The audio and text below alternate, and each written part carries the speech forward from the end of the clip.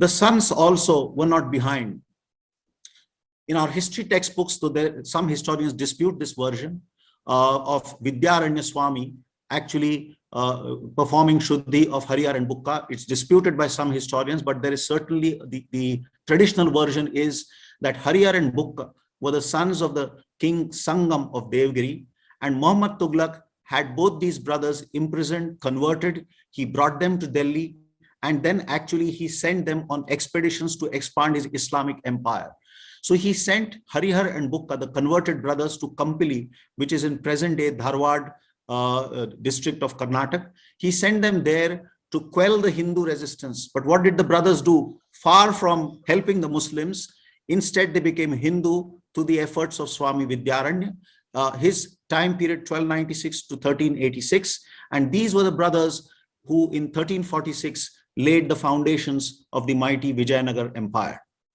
In the north, the greatest proponent of the Bhakti Andolan, Swami Ramanand, who had several disciples, prominent among them being Kabir, Ravidas, Bhakta Pipa, Mirabai, and so many others.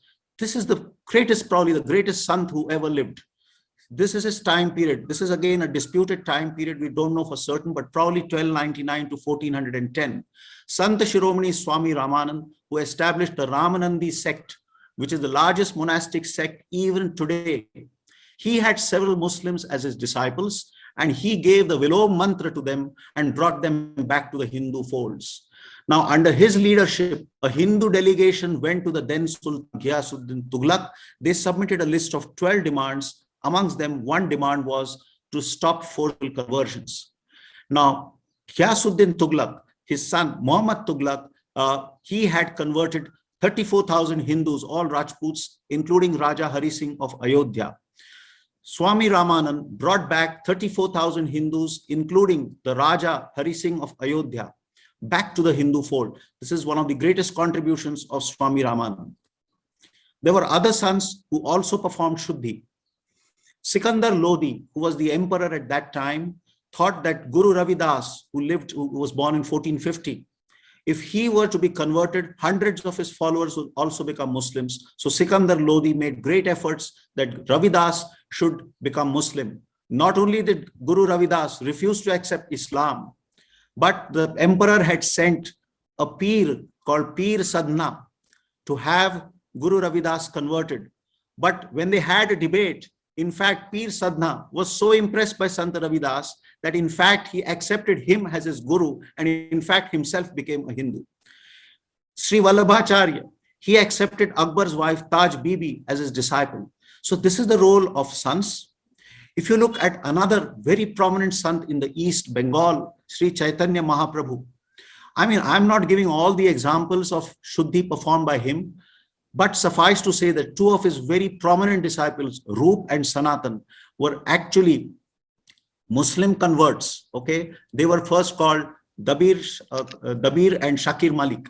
He had converted those brothers, reconverted them back, performed Shuddhi, named them Roop and Sanatan. But I'm going to tell you the example of one of his most prominent disciples, Thakur Haridas, who was actually born in a Muslim family in the village Budhan in Jessore in Bengal.